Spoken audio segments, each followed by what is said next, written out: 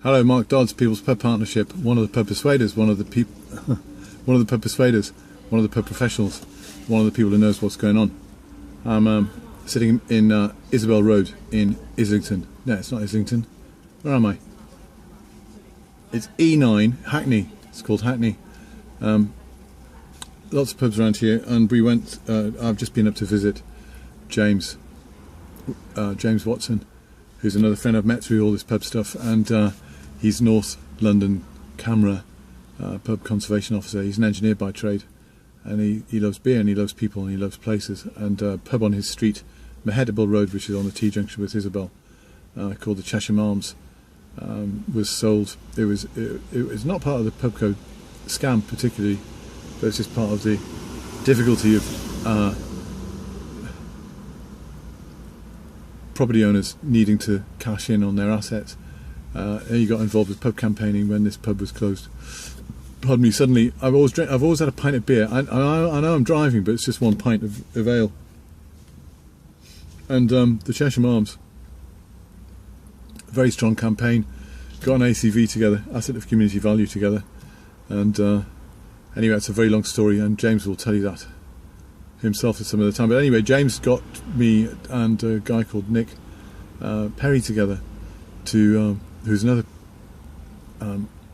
pro-pub campaigner, to have a walk around 5 or 6 pubs in this area which were pubs but are now other things, or under threat or being demolished or in various stages of dilapidation, and they're not trading anymore, and with a little film crew who've been doing a documentary about pubs for quite a long time. They've got loads of material, and now pigeons, what can you do? Chainsaws, pigeons, and it struck me in my life as a pro-pub campaigner.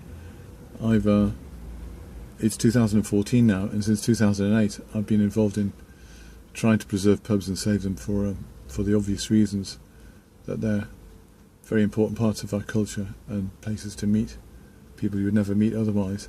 And repeatedly have tried to get people like Panorama and Dispatches interested in doing a documentary about what's going on with pubs. And we always get a little bit of interest, but it never actually gets traction, never sticks. And it occurred to me today that I know 3 different groups of people, rather like the 2 guys we were with today, who have been doing ongoing documentaries about what's going on with pubs. And they've all been, they're all people who work in film or TV professionally. And in their personal lives, they've been concerned about what's happening with pubs. And they've decided there's something really worth looking at here, because they see there's a historical context for what's happening, and they think it's bad. It's bad that communities everywhere are losing their places of congregation, and these guys are like the 2 other groups I've met before, and they're not funded. They do it all off their own back voluntarily. They're very competent at what they do, but they just don't have money to oil the mechanism of getting something together into I don't know what you call it, a showreel or whatever, something which they can present to somebody like Panorama or Dispatches as a treatment for a bigger project. And it's a difficult one, and there is something really valuable and important here that can be covered, that would be very interesting about pubs, people and places, that isn't being picked up upon by the mainstream press. And we've got to find out what it is that ticks their boxes, really, because it's obviously money. It's to do with money. It's to do with making a program that they know people are going to watch and then get it syndicated or whatever. I don't understand all this stuff. It's outside of my area of knowledge, but there is something here. Last night on television there was a BBC Two program. I won't remember what it's called, but you will know it because it's very brilliant. It's a second series, and it's called something like the hidden streets, the secret history of the streets, something like this. Sorry, rubbish, can't describe it. Fantastic program. It's done in conjunction with the Open University, and it just occurred to me that maybe it's possible to get together Open University and the people who do this street stuff. They did Deptford and Camberwell. Last night was about was about Glasgow and the Gorbals.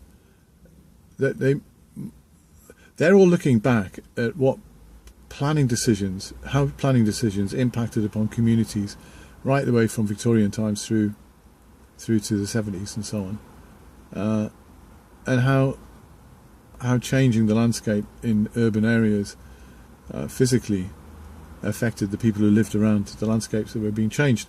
And it's really interesting stuff. And I think what's happening with pubs now all over the country is actually directly akin to what they're covering in that programme. But people don't get it because it's not one concentrated area, it's dispersed across the whole country, and it's affecting, paradoxically, it's affecting communities everywhere. And because it's happening, in a sense, in a piecemeal way, it's not 30,000 people being displaced by some big grand planning scheme. It's little bits of fiddly stuff that goes on around every pub that gets rolled over by a pub company or by the economic circumstances surrounding that pub's ownership.